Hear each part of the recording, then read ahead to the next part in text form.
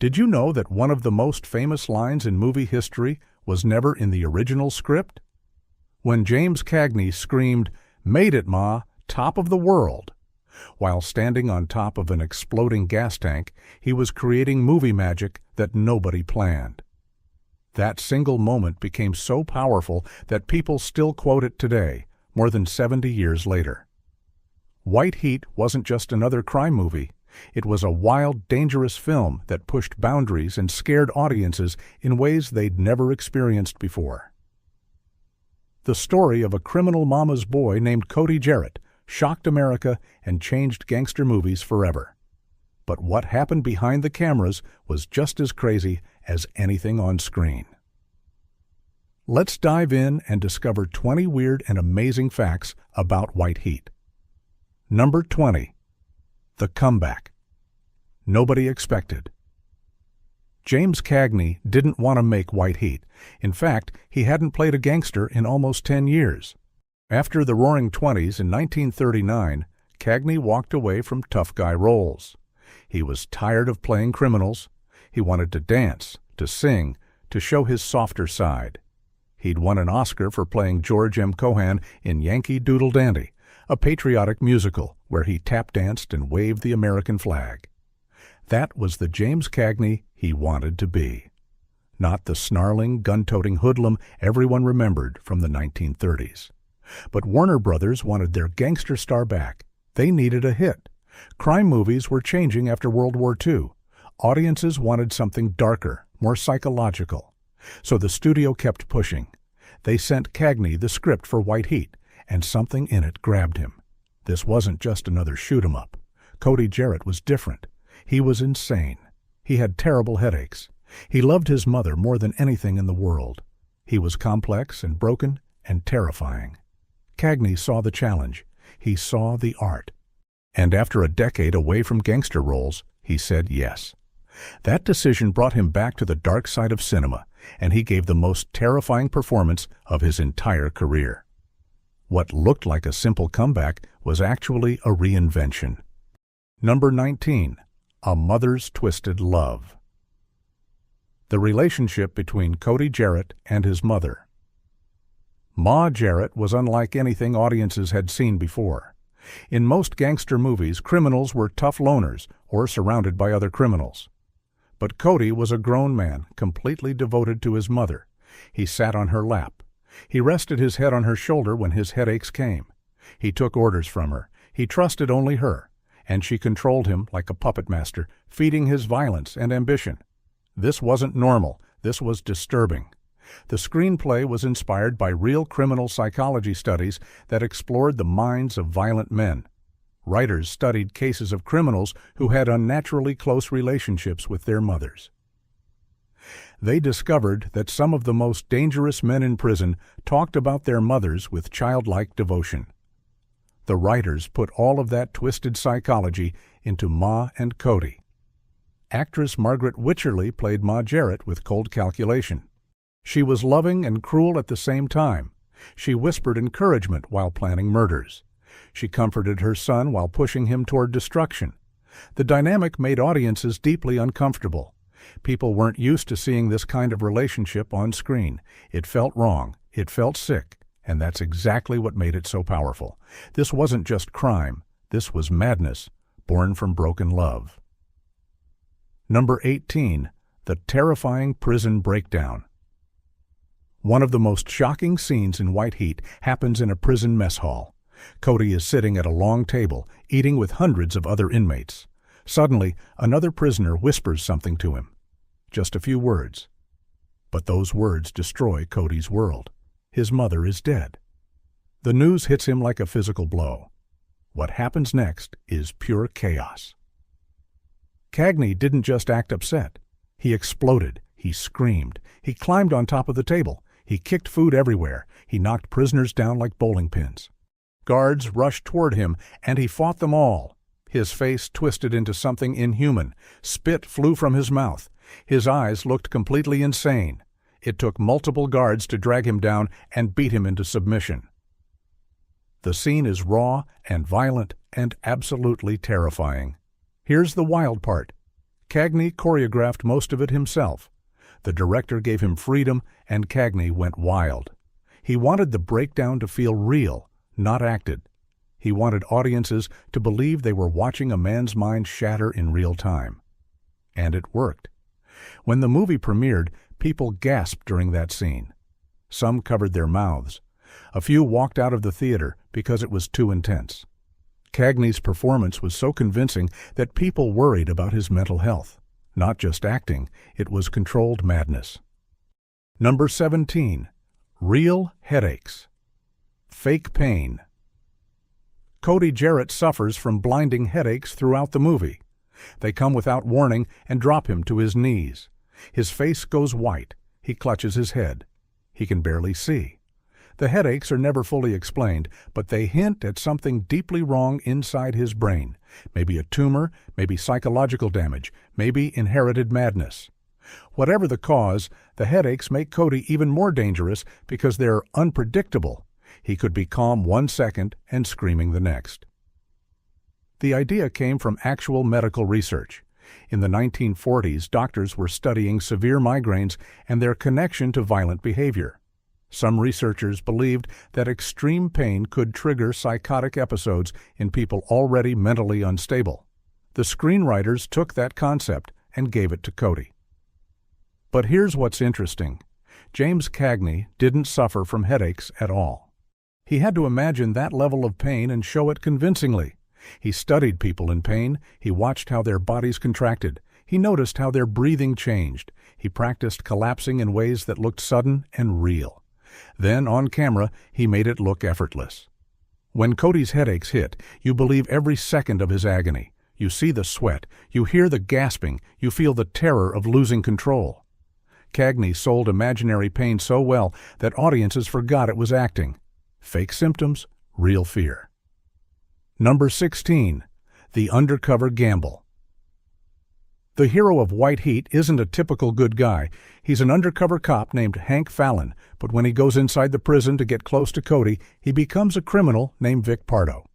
This was a risky story choice in 1949. Audiences were used to clear heroes and villains. Cops wore badges and criminals wore guns. But Hank has to become a criminal. He has to earn Cody's trust by acting just as tough and ruthless.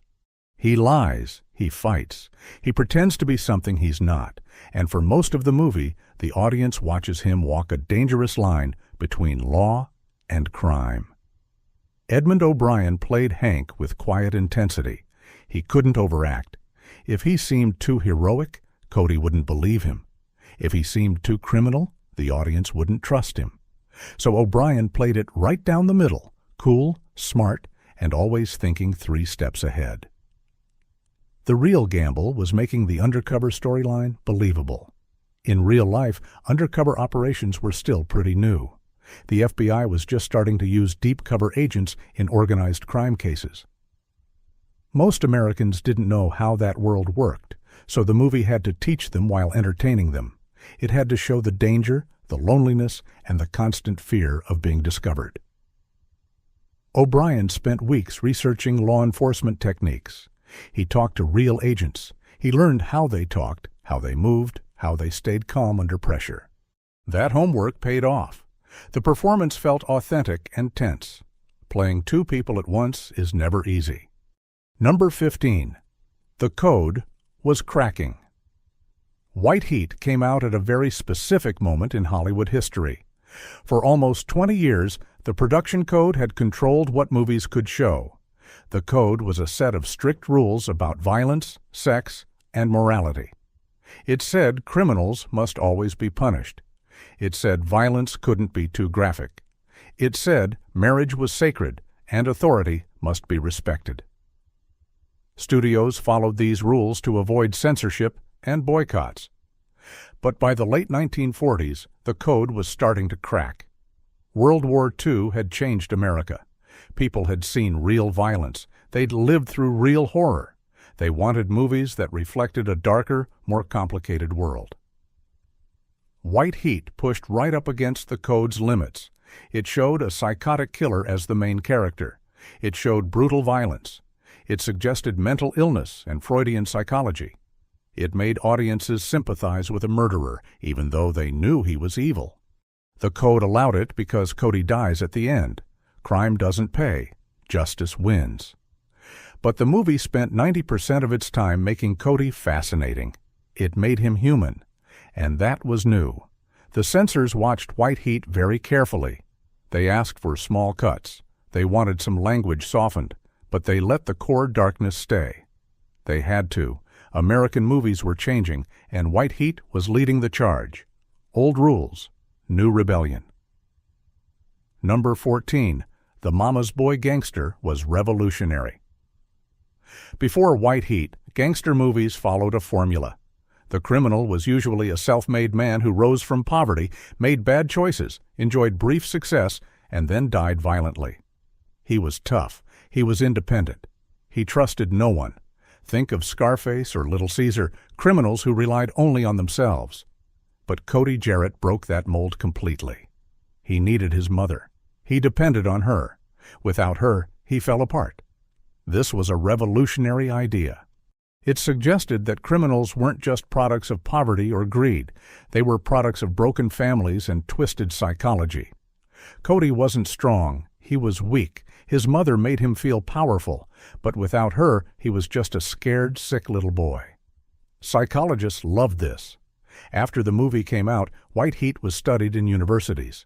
Professors used Cody as an example of pathological attachment and arrested development. They talked about the Oedipus complex and maternal control. Suddenly, a gangster movie was being treated like serious psychological drama. That was new. That was important. It meant crime movies could be about more than guns and chases. They could explore the human mind. They could ask why people become violent instead of just showing the violence. Cody Jarrett's Mama's Boy persona opened the door for more complex villains in cinema. He wasn't just bad. He was broken. And broken is always more interesting. Number 13. Filming in real prisons. To make the prison scenes feel authentic, the filmmakers shot some scenes inside real California prisons. They didn't just build sets that looked like prisons. They went to the actual places where real criminals lived. This gave the movie a grimy, claustrophobic feeling that fake sets couldn't match. The walls were really thick, the bars were really cold, the echoes were really harsh. But filming inside a working prison created problems. The crew had to follow strict security rules. They couldn't bring certain equipment inside. They had to clear every shot with prison officials. And the real inmates watched everything. Some of them were fascinated. They'd never seen a movie being made. They watched James Cagney rehearse his lines and couldn't believe a famous actor was standing 10 feet away. A few of the prisoners were used as extras in crowd scenes. They didn't have speaking roles, but their faces show up in the background. That added even more realism. These weren't actors pretending to be convicts. They were actual convicts pretending to be themselves. The director loved the texture this brought to the film. The danger felt real because some of it was real. The guards in some shots were real guards. The sounds of doors clanging shut were real prison sounds. It was documentary-style filmmaking inside a Hollywood crime movie. That blend of reality and fiction made White Heat feel grittier than most films of its time. Real walls, real fear. Number 12. The train robbery that almost went wrong. Early in the film, Cody's gang robs a train carrying a payroll. It's a tense, violent sequence that sets the tone for the whole movie. The gang uses guns and explosives. They stop the train on a remote stretch of track. They kill the crew without hesitation. It's cold-blooded and efficient. Filming this sequence was a logistical nightmare. The crew had to coordinate a real train, real explosions, and dozens of actors in a remote location. The train couldn't stop on a dime. The explosions had to be timed perfectly, and everything had to be captured on camera in just a few takes because rebuilding the setup was expensive. On the second day of shooting the train robbery, something went wrong. One of the explosive charges detonated early. It wasn't a huge explosion, but it startled the crew and actors. A piece of debris flew past the camera. The train engineer hit the brakes harder than planned. For a few seconds, chaos took over. People shouted. Smoke filled the air. The director thought someone might be hurt, but everyone was okay. They were shaken, but unharmed. The crew reset and tried again. The next take went smoothly, and that's the version you see in the movie. But the actors never forgot that close call. Cagney later joked that real danger made his performance more intense. He didn't have to pretend to be nervous. He actually was. What looked controlled on screen was almost a disaster behind the scenes. Number 11. Cagney the Perfectionist. James Cagney had a reputation for being professional, disciplined, and incredibly prepared. He didn't waste time on set. He didn't throw tantrums. He showed up, knew his lines, hit his marks, and delivered powerful performances, take after take. But that didn't mean he was easy to work with. Cagney demanded excellence from everyone around him. If another actor wasn't prepared, Cagney noticed. If a crew member made a mistake, Cagney stayed quiet, but his eyes said everything. He believed in respect and hard work. During the making of White Heat, Cagney pushed himself harder than ever. He was in almost every scene. He had long, emotionally exhausting speeches. He had physically demanding action sequences. And he was playing a character on the edge of madness, which required intense focus. Between takes, Cagney stayed in character. He didn't joke around. He didn't relax. He kept Cody's tension alive inside himself so he could pull it out whenever the camera rolled. Some of the younger actors found this intimidating. They were scared to make mistakes around him. But the crew respected him deeply. He never asked anyone to do something he wouldn't do himself. If a stunt looked dangerous, Cagney did it first. If a scene required multiple takes, he gave the same energy every single time. His professionalism raised the level of the entire production. Everyone worked harder because Cagney worked hardest. That's leadership without words. Number 10. The explosion that became iconic. The final scene of White Heat is one of the most famous endings in cinema history. Cody Jarrett stands on top of a giant gas storage tank. Police surround him. He's been shot. He's bleeding. He's trapped. But he's laughing. He screams, "Made it, Ma! Top of the world!" Then he fires his gun into the tank. The entire structure explodes in a massive fireball. Cody disappears into the flames, dying in a blaze of his own making. It's spectacular, it's tragic, it's unforgettable, but creating that explosion was incredibly dangerous. The special effects team had to blow up a real industrial tank on the Warner Brothers backlot. They rigged it with controlled explosives, but controlled is a relative term. When you're setting off enough firepower to create a mushroom cloud of fire, things can go wrong fast. Cagney wasn't actually on the tank when it exploded. That would have been suicide. Instead, he filmed his final lines on a safe replica built lower to the ground. Then the effects team filmed the explosion separately. Editors combined the two shots to make it look seamless. But even from a distance, the explosion was enormous. The fireball rose hundreds of feet into the air. The heat was so intense that crew members a football field away felt their skin prickle. Cameras captured it all from multiple angles. When the director yelled cut, everyone stood in stunned silence. They knew they'd just filmed something special. One explosion, endless impact. Number 9. Method acting before it had a name. James Cagney never called himself a method actor. That term didn't become popular until the 1950s when Marlon Brando and the Actors Studio made it famous. But Cagney used many techniques that method actors would later embrace. He believed in truth. He believed in living inside a character's emotions. He didn't just recite lines, he felt them. For White Heat, Cagney dug deep into Cody's broken psychology. He asked himself hard questions. Why does Cody love his mother so much? What does the pain in his head feel like? What does it mean to know you're going insane? Cagney didn't have answers, but he explored the questions with his whole body and soul. He let Cody's rage live inside him.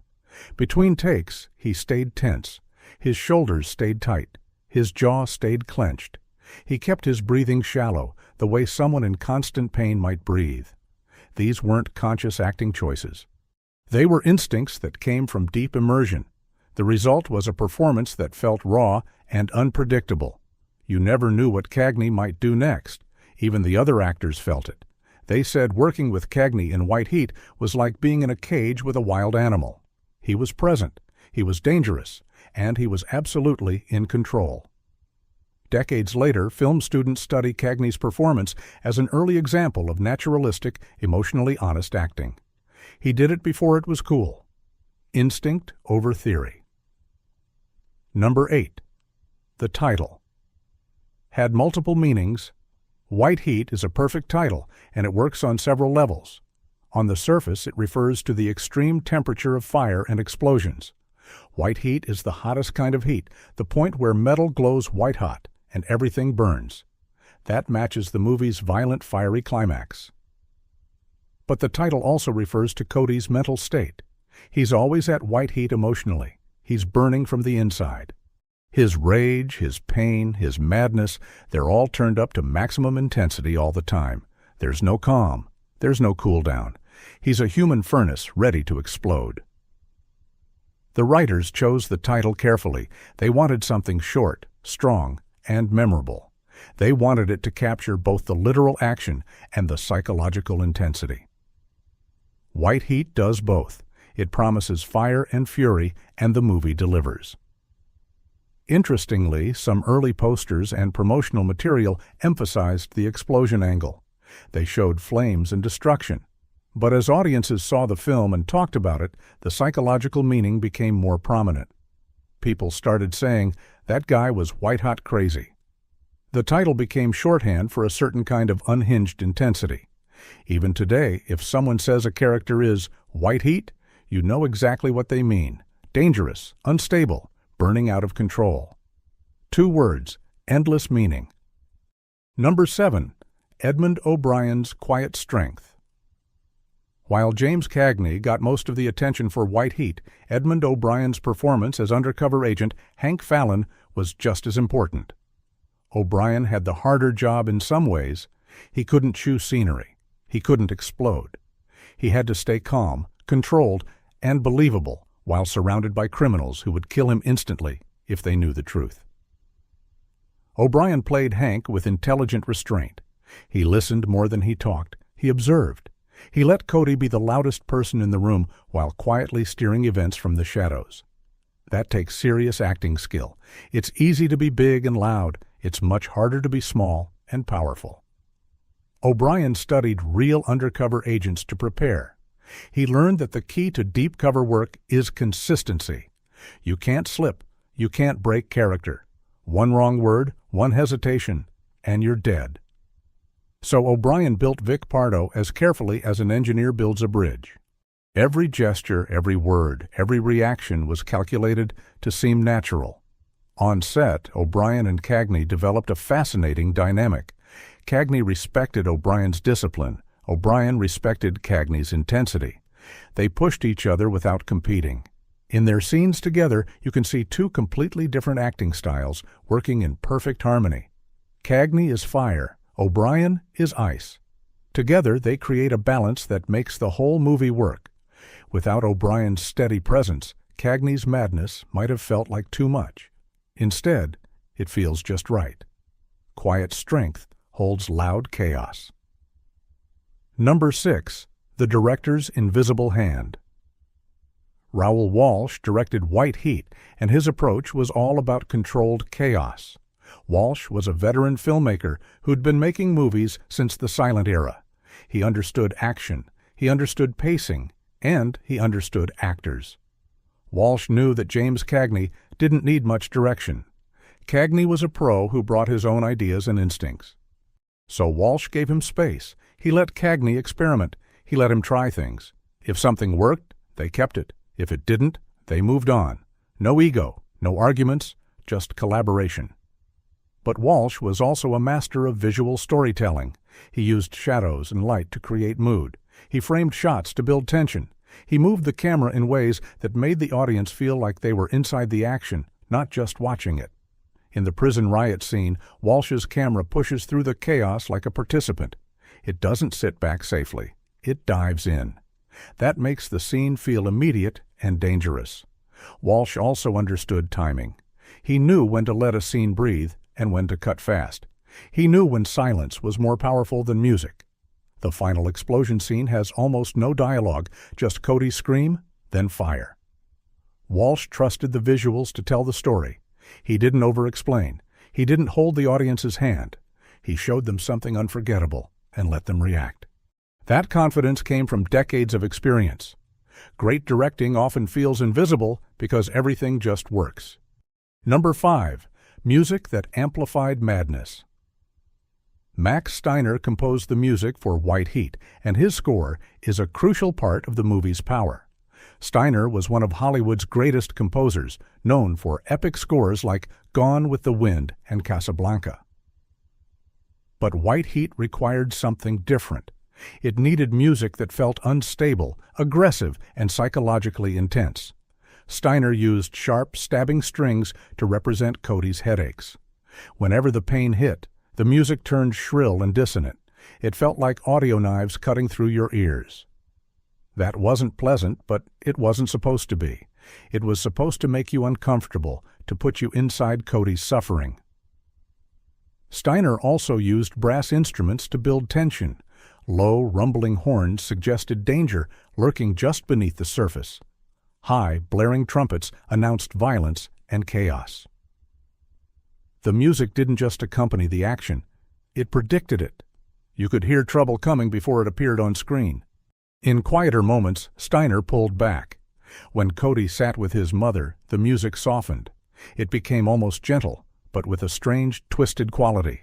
It suggested love, but not healthy love, sick love, dangerous love. That subtlety made those scenes even creepier. Steiner's score was nominated for an Academy Award, and it deserved the recognition. Music in White Heat isn't background decoration. It's a character. It speaks when dialogue can't. It makes you feel things you don't want to feel. Sound becomes emotion. Number 4. The Real Criminals Who Inspired. Cody Jarrett wasn't based on one real person, but he was inspired by several real criminals who fascinated America in the 1930s and 40s. The writers studied famous gangsters like Ma Barker's sons who were involved in kidnappings and bank robberies. Ma Barker was a real criminal matriarch who allegedly controlled her sons and pushed them into crime. That dynamic influenced the relationship between Cody and Ma Jarrett. The writers also looked at case studies of violent offenders with psychological disorders. In the 1940s, criminal psychology was a growing field. Doctors were starting to understand that some criminals weren't just bad people making bad choices. They had real mental illnesses, personality disorders, psychosis, brain damage. Cody Jarrett represents that new understanding. He's not evil because he's greedy. He's violent because something inside his mind is broken. The headaches suggest a possible brain tumor or neurological disorder. His attachment to his mother suggests deep psychological trauma. His sudden rages suggest a lack of impulse control. All of these elements were pulled from real medical and criminal research. The film doesn't diagnose Cody explicitly, but it presents him as a case study. Audiences weren't used to that. They were used to villains who were just mean or greedy. Cody was something darker and more complicated. He was a monster, but also a victim of his own mind. That blurred line made him terrifying and tragic at the same time. Real madness, fictional face. Number 3. The famous line was improvised. "Made it, Ma, top of the world," is one of the most quoted lines in movie history. It's dramatic, it's powerful, it's iconic, and according to some accounts, James Cagney made it up on the spot. The script had something similar, but Cagney changed the wording to make it feel more natural, more desperate, more real. He wanted Cody's final moment to be both a triumph and a tragedy.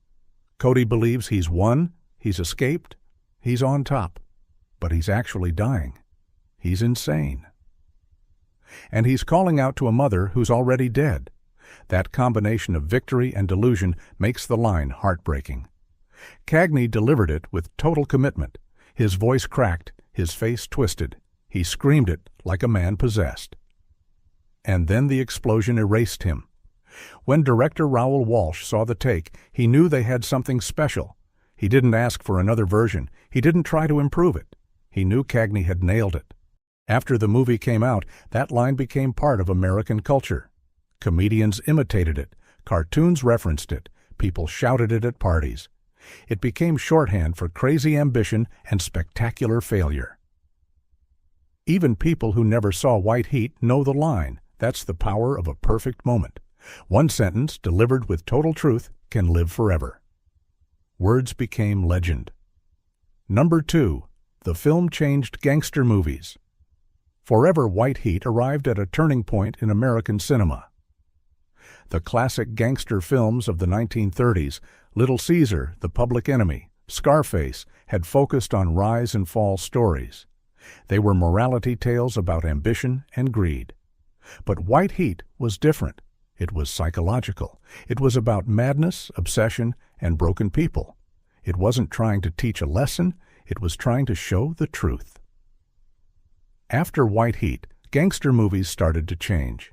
Filmmakers realized they could go deeper. They could explore why criminals became criminals. They could show mental illness, childhood trauma, and moral complexity. Films like The Asphalt Jungle and Kiss of Death followed White Heat's lead. They presented criminals as human beings, not cartoon villains. By the 1950s and 60s, this approach became standard. Directors like Sam Fuller and Don Siegel made crime films that felt raw and real. They owed a debt to White Heat. Even later films like Bonnie and Clyde, The Godfather, and Taxi Driver traced their roots back to the psychological intensity that White Heat introduced. Cody Jarrett opened a door. He showed that audiences were ready for complicated, disturbed, deeply human villains. They didn't need heroes who were purely good and villains who were purely bad. They wanted shades of gray. They wanted truth. White Heat gave them that, and cinema was never the same. One movie, endless influence. Number 1. Cagney's legacy lives in that explosion. James Cagney made many great films in his long career. He sang and danced in Yankee Doodle Dandy. He played tough guys and sensitive souls. He worked with the best directors and actors of his generation. But when people think of Cagney, many think of that final moment in White Heat, standing on top of a fireball, screaming at the sky, laughing at death, going out in a blaze of glory. That image defines him. It's pure cinema. It's a perfect marriage of character, performance, and visual spectacle. Cody Jarrett's death isn't just an ending. It's a statement. It says that some people can't be saved. Some fires burn too hot. Some madness can't be cured. All you can do is watch them burn. Cagney understood that. He gave Cody dignity, even in insanity. He made you feel for a killer. He made you understand a monster. That's acting at the highest level. Decades after White Heat, Cagney retired from movies. He spent his final years painting and spending time with family.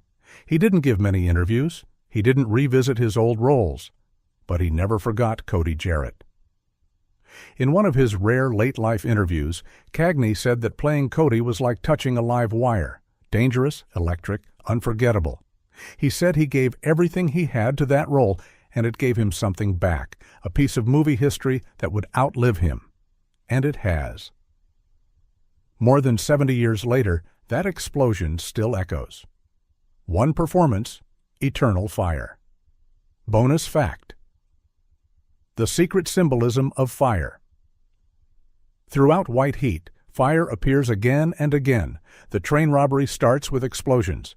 Cody's headaches are described as burning. The final scene is an inferno. Fire isn't just a visual effect in this movie. It's a symbol. It represents Cody's inner state, constantly burning, always on the edge of exploding. The filmmakers used fire deliberately to create a sense of inevitable destruction. From the very first scene, you know this story will end in flames. It has to. Cody is a human bomb. The only question is when he'll go off. Director Raoul Walsh and cinematographer Sid Hickox worked together to make fire a visual character. They lit scenes with warm orange tones to suggest heat even when there was no actual fire. They used shadows that flickered like flames. They framed Cody against bright backgrounds that made him look like he was glowing from within. In the editing room, they made sure that every act of violence was linked to fire or light. Guns flash, explosions bloom. Even Cody's eyes seem to burn when he's angry. This wasn't accidental. It was a carefully crafted visual language. The fire was always there, even when you couldn't see it. And in the end, it consumed everything. Cody didn't just die. He became fire. He merged with the element that defined him. That's poetic filmmaking. That's using every tool, image, sound, performance, symbol, to tell a story that goes deeper than words. Old tools, new magic. White Heat is more than a crime movie. It's a study of human brokenness. It's a portrait of madness. It's a story about love, twisted into something dangerous. Cody Jarrett wasn't just a gangster. He was a man trapped inside his own mind, burning from the inside out. And James Cagney brought him to life with such power and truth that we're still talking about it today. The film reminds us that great movies don't just entertain. They reveal. They show us parts of ourselves we don't want to see. They make us feel things we'd rather avoid. They force us to look at darkness and find something human inside it. That's what White Heat does. It takes you to the top of the world, then burns everything down. And somehow, in the ashes, you find meaning. If you enjoyed these stories, subscribe for more. Every movie hides a truth, and we'll keep uncovering them, one story at a time. Because cinema isn't just pictures on a screen. It's a mirror, a window, and a fire that never goes out.